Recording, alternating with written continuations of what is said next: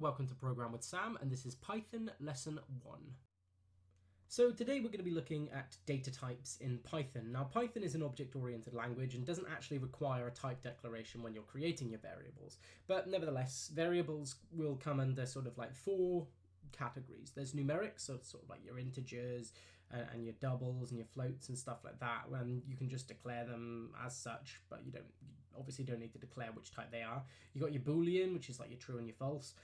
You have your sequence, which is sort of like lists and stuff like that, and arrays, whatever. And then you have your dictionary, which is sort of like, it's not an ordered list, but everything has a unique key value pair. So what we'll do is we will go through some of these right now, and we will actually have a look at them. So what we can have is we can have val is equal to 1, val is equal to, or we can print val. Yeah, print val. And then what we'll do is we'll say val is equal to 0.1, and then we'll print val. And then if we run that, it's printed 1 and 0.1. So val has been reassigned the 0.1 value despite originally being an integer. And that just goes to highlight the fact that you don't have any types in Python. You're literally just, you declare something and the compiler then interprets what it should be, essentially. You can do the same for booleans. So if we do val is equal to true, except I believe it's a capital T in Python. Yeah. And so print val. And then if we also change it, we can set it to false. And print val. And then obviously, what we can then do on top of that is then just reassign it to 1 and print val. Because it's not typecast or anything, there we go. It's inferred what the data type should be at compile time. So then we'll have a look at lists. So in Python, strings are actually sequences as well. So sequences include things like strings, lists, and tuples. So we'll take a look at a list for now. Let's call it list, and we declare it like this. List. So my list, and we'll declare it like that. And then we can just do list.append, mylist.append, and we can add 2. And then if we print my list, it has 2. But we can also add other things to it. Oh, crap, of course.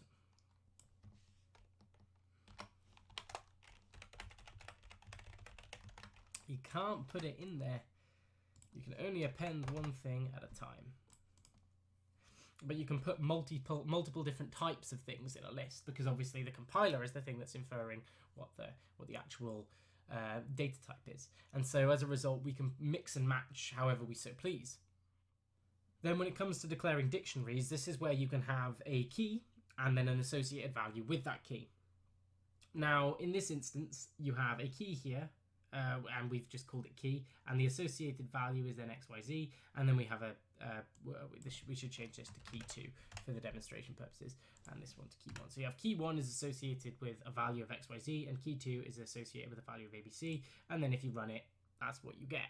And as a result, if we were to say print mydict key 1, I believe it should then print XYZ, because you're accessing that specific, the value that is associated with that key within the dictionary. So obviously there are many uses for that, but you can essentially think of a dictionary as just a list of tuples, really, a list of key value pairs. Now we're going to look at some conditionals and some loops. So the first thing we're going to be doing is sort of like taking a look at and or, and like the if and else if and stuff statements. So let's say we have val, so A is equal to 10, B is equal to 20. And what we can do is we can go if A is greater than B, do this. So do print A is greater than B. and then we can do elif, which stands for else if. Else if a is equal to b, we then say print a and b are equal. And then we can have an else at the very end, which just says print b is greater than a. Now we know that when we run this, it should come out with b is greater than a. Yeah. And if we change those numbers, different things will happen. But what we can also do is we can sort of say, if we can say if two conditions are true. So let's then add c is equal to 5. And what we can do then is we can have a statement that says if a is less than b and, so instead of using the symbol and twice to do logical and, we can just write the word and we can say and b is greater or is greater than c, then print conditions met. So it needs to be a string, conditions met. And then if you run, it says the conditions are met. Similarly, if you want to say if a is less than b or c is less than b, so that's how you do logical or, you then say print either a or c is less than b. And that should also execute correctly as well. So that's sort of a little look at conditionals. So what we'll be taking a look at next is obviously some loops. So the first loop we're going to be taking a look at is the while loop, which is essentially, you know, as we declared before, while, and then we'd have an expression. So while a is less than b, we want to then do something, and we want to say print a, and then a plus equals 1. So we're going to increment a each time, so and this will iterate whilst a is less than b. And then once a equals b, it'll be fine, and it will stop iterating the loop. The next one that we're going to be looking at, the next loop that we want to sort of examine, is going to be the for in loop, which is a for iterator in a sequence. So we have some sequences here. We have hello, we have my list. So for val in my list, we want to then say print val. So what this is going to do is it's going to iterate over each item in the list and print it out to the screen. So 2 and a hello, those are the 2 items in the list, those have been printed out. And this is very similar to sort of the for each loop that we do in Java, where we say for object O in array list or whatever, and then it iterates over those objects within the array list. This is very similar to that. It's the same principle. You're iterating over each object within a sequence of objects. The next one we're going to be looking over is for sort of going over the index of a list, for instance. So for sort of like iterating over a set number of times. So in this case, it would be for I in range, and then you'd have 0, and then maybe the length of my list. Obviously, you'd probably want to put -1 to make sure that, you know, you don't go out of bounds. But I think you can actually just do for len my list, and that will sort it out for you.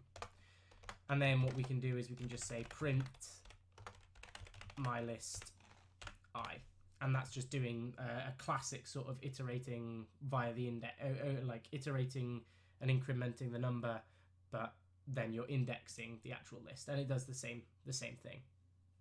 So it's really up to you which kind of flavor you want to go for. And then obviously you can nest loops as well. So if you wanted to do, say you had like a multi-dimensional array, so a multi-dimensional list or something, or a NumPy array or whatever, you can nest your loops so that you can iterate over all the elements in them. One problem you may have, or you may encounter, is that it potentially throws a compiler error, but that's probably due to your indentation. You'll notice that after every if statement or else statement or else if statement that I have to put a colon and then indent by a tab.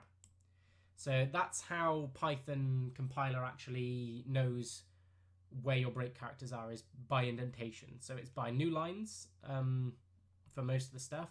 But then when you're creating a block, you need the colon, and then everything needs to be tab indented. And that's essentially how the indentation side of things works.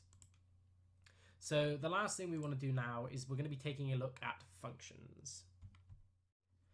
Now, functions in Python are really easy to declare. We can just say def add, and we can say a and b. So this is a function that's going to take two numbers, and we're just going to return a plus b. So it's going to take two numbers, add them together, and then return them. So what we can say is we can print add, and we'll pass it the number 2 and 5. And what this will do is it should return 7 and print out 7. There you go. And that's really, it's as simple as that to write a function that just returns something or does something else. It's really simple to whip up functions in Python even, Python. Quick little bonus. Another useful feature of sort of using the GPython notebook to do it is that you can then add markdown to your thing, to your text. So what we can do is we can add a heading for numerics. We can add a cell above. We can switch it to markdown, and we can add a heading for Boolean. We can add a heading for the sequence, and so on and so forth. And then when you kernel restart and run all or whatever, or just run the cell, it will then turn it into markdown, and you have like this neatly formatted document at the end. And that's about going to cover it for this time. Next time we're going to be looking at creating NumPy arrays and working with those NumPy arrays, sort of what functions we have available to us, what we can do with them. We'll then be looking at pandas, so creating panda data frames and then working with these data frames. And again, just sort of seeing what we have available to work with.